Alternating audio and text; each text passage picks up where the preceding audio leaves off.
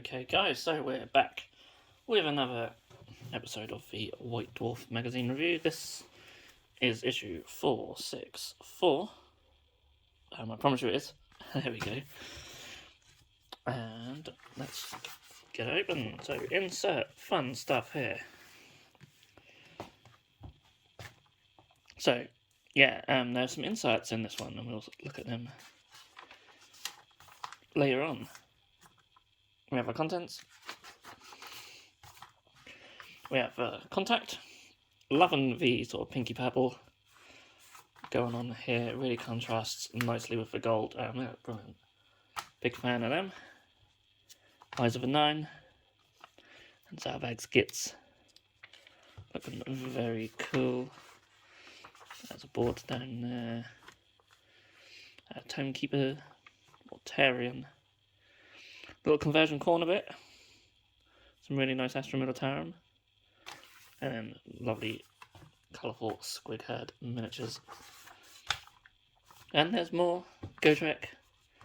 I have a Light of Elfarion, Dark Angels Primaris Captain, a Royal Warden, Fungoid Cave Shaman, and a Madcap Shaman. Really nice. Model of the month is this Custodes Contemptor. I have a Gladiatus Dreadnought. Absolutely beautiful non-metallic metal on that. And then some Putrid Blight Kings down the bottom there as well. Very cool. So Worlds of Warhammer is talking about global campaigns. And there's been a few. Armageddon 3 was my favourite. Although Eye of Terror was pretty awesome as well, actually. Yeah, I remember the Dark Shadows in Albion. Lots of nostalgia there, but that's what you get. They're due another one, aren't they? When the world gets a bit more back to normal. So yeah, 40k, of course we are looking at Fallen Angels. But before that, we have a Tale for Warlords. And yeah, I'm really interested in... They've gone for a camo desert scheme for the Infiltrator, based off this old artwork here. If you're not familiar with some of the old Space Marine artwork, yeah, there used to be like sort of different camo regiments and or squads and things like that, which are really cool. A lot of the Badab war stuff has some of that in. I really like that. That's really cool. The Fucked Dynasty. I'll be very careful how to say that. The colour scheme's absolutely amazing though. I just love the blues. And it just looks amazing. The Overlord is just phenomenal. And then we've got the Sisters of Battle. Looking really nice. And then the Orcs and the Goths. Looking really sweet as well. Lots of checks going on there. Just beautifully painted out. I quite like the pale Orc skin. It just looks fantastic. So more Flashpoint, looking at the Metallican system. Again, I apologise that I'm really not that up on the Flashpoint stuff, or really not that interested either. But if you are, then you do get a lot of content in every issue of White Dwarf. And different missions and campaign things to use as well, so really cool. Okay, so I'm sure a lot of you are interested in the Index Hereticus for the Fallen. So lots of fluff, as always. A little bit on Cypher. I really like that artwork, actually. Really cool. He would be quite an interesting guy to convert up.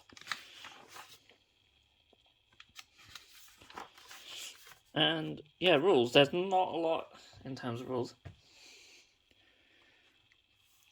But you got a little detachment stratagem, specialist detachment, a bit of Cypher, relics, stratagems. Might not look like a lot, but there is a little bit more to come. And then Gallery of the Fallen. So I like how they've sort of just digitally taken some bits, put them together, and show you sort of digital renders of potential conversions. Pretty cool. Would love to have the ability to do something like that on our website, where you can just get all 3D bits and chop and put them together. That'd be awesome. But we haven't got time to make something like that. Very cool though, and I like that they tell you what kits they're from. Very nice. I do like that. They probably don't want to include any Revenant Command Squad stuff really, because they've been out of stock for so long, and very hard to get hold of any at the moment. But hopefully GW will have them back. Then we've got some lovely Fallen miniatures. Really like the Rhino and the Venerable Dreadnought's beautiful. We've got some Cataphracto Terminators. Converted miniature is converted out of Cypher, which is really cool. I really like the Breacher team. Although I can't say I'm too keen on the colour of the guns. I'd probably have just had them black or something. Or maybe even the dark green. I like how they got the dark green on these ones.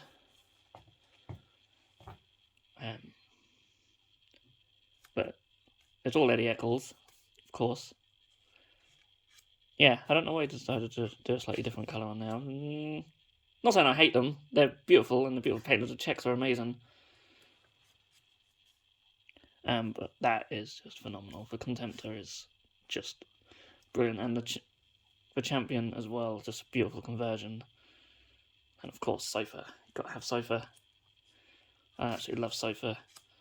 I wish that his current miniature had sort of both guns pointing out like his old one did, because I really like that. Just sort of made him look more like a gunslinger. But still absolutely fantastic miniature. A little bit on how to paint the Fallen, which is nice. And then you've got contrast style as well. So if contrast paints are more your thing, you've got a painting guide for that, or if just a more traditional one is your theme, you got that as well. So part 2 of Faith Under Fire. So it's a little Golden Demon Winners Challenge, all about Sisters of Battle, and you'll notice there's these cards. So these are little stratagems for your Fallen Angels, and they come on these nice little cards which you can cut out. I assume they're in the middle of this section because it's just the middle of the White Dwarf magazine, so yeah. And we have so many just beautifully painted and converted little dioramas and miniatures, and absolutely stunning. The one of Harlequins is just beautiful. So it's absolutely fantastic. And the winner of the challenge is the Wordbearer guy, the Dark Apostle, fighting off against some sisters, of course, because it is a challenge around the Sisters of Battle. Yeah. Maybe not one I'd have picked, but it is absolutely stunning. I mean, they all are, aren't they? How do you pick a winner out of them? And we go into the Age of Sigmar section. So we have a battle report with the Soulblight Gravelords.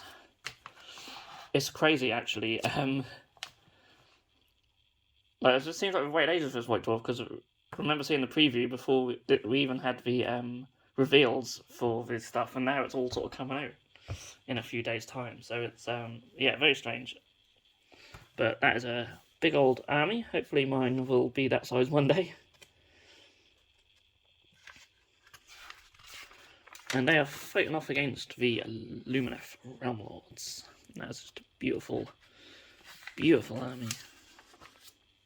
And that's the board they're fighting on. Very cool. Now, as always, let's come around this side.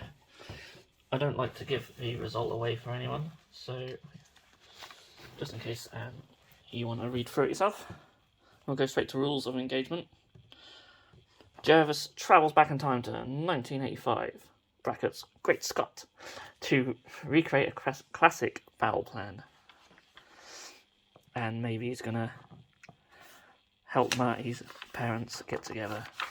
And yeah, the Battle of Gore Pass.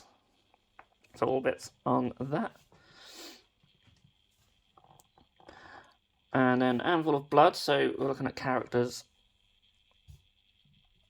for these Soulblight Gravelords. So Necromancer, White King, Arcane Vampire Lord, and Martial Vampire Lord. My next conversion video, hopefully my next one, will be I'll be making some for my army. I've got some ideas. So yeah, I'll be converting up some of my own vampires. Very excited for. Haven't started filming it yet, so I don't know if it will be the next video or not, but that is the plan. And yeah, we've got the rules here, so I'll probably try and follow some of the rules here to make them. And yeah, there's loads. Loads and loads. And a bit of fiction as well for the Gravelords. So that's nice. I do find this sort of style they do for White Dwarf, they try to separate it from the latest releases, and they try and make these a bit more, you know, so they can just be more of a single entity, not sort of a, because I think people didn't like them being a bit more of a sort of catalogue for the latest releases, and so they've tried to separate away from that, but it's still nice to have something to do with the flavour of the month, so to speak. It just seems like we haven't had that much lately, maybe for when it's not, but yeah, it's just nice to have some articles and stuff around the latest release. Realm of the Horned Rat, so this is all about Skaven, so different colours of Skaven, painting Skaven. And it's just showing off some beautiful Skaven miniatures. Some more here, so yeah, Skaven the thing. So all bits about converting and painting them. Got a screaming bell there and a catapult. And some sky acolytes. Very cool. And going on to Warhammer Underworlds. So this column delves into the development of the game, plus rules, tactics and gameplay. This month, Grand Avatars. So unfortunately I don't really know enough about it to give you more info than that. We have a Cursed City section, which is pretty cool. Well, cool if you actually did manage to get hold of a box, probably not so cool if you didn't. But just little bits about the characters. And we have Middle Earth, so some new rules there, war on both sides. So a little scenario. It's a free-player scenario, so it's good versus evil versus good / or evil. It's quite interesting, so a little free-player scenario. I'd like to see more free-player stuff. I know it don't always work too well, but it'd be nice to see more of that across some of the other games. And then we have some Black Library fiction.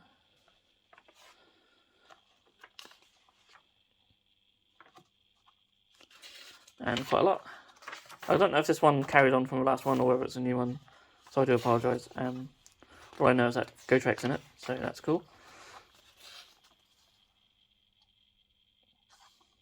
Oh yeah, it is. So this is part 5, Chronicles of a Wanderer. And then we have Inside the Studio. So it's quite cool that they show, using these little red squares to show what each person in the studios has been up to, what they've done, what they've already achieved. Very cool. And congratulations on Jonathan, on your new baby. Getting him into White Dwarf already. That's top parent in there. And then we have some nice Raven Guard there, looking pretty cool. And yeah, next issue, Shell Swords of Excelsis. So, debate in the comments what you think that is all about. And yeah, that is the latest issue of White Dwarf magazine. I apologise if I haven't come across as enthusiastic in this one. It's just tiredness. But yeah, it's finally turned up. I was expecting this a few days ago, but it's finally here. And yeah, so let me know what you think in the comments, and I hope you did enjoy this video, and I will catch you again very soon. Thanks for watching. If you enjoyed this video, then please feel free to subscribe to our channel if you haven't done so already. You can also click that bell icon to be notified when a new video has gone live on this channel. On the screen now are 2 more videos that you may wish to check out, and a link to our Patreon page also. Thank you so much for watching, and we'll see you again soon.